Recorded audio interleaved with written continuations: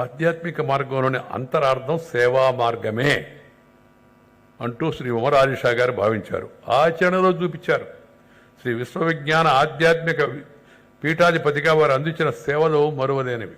ప్రజా సంక్షేమాన్ని ఆకాంక్షిస్తూ తమ రచనల రూపంలో, ఆధ్యాత్మిక సంస్థ కార్యకలాపాల రూపంలో ప్రజలకు మరింత చేరువయ్యారు. స్వీయ ఆధ్యాత్మిక మార్గం ద్వారా భగవంతుని ప్రేమను పొందడమే సూఫీ తత్వం. చాలా చక్కని తత్వం సూఫీ తత్వం అనేది.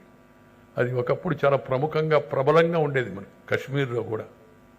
ఆ మధ్య ప్రధానమంత్రి గారు చెప్తున్నారు, మన వాళ్ళందరికీ గుర్తు చేయాల్సి ఉంది సూఫీ తత్వాన్ని గురించి, దాని యొక్క గొప్పతనాన్ని గురించి, ఈ సూఫీ మార్గాన్ని గురించి అందరికీ చెప్పాల్సిన అవసరం ఎంతో ఉందని.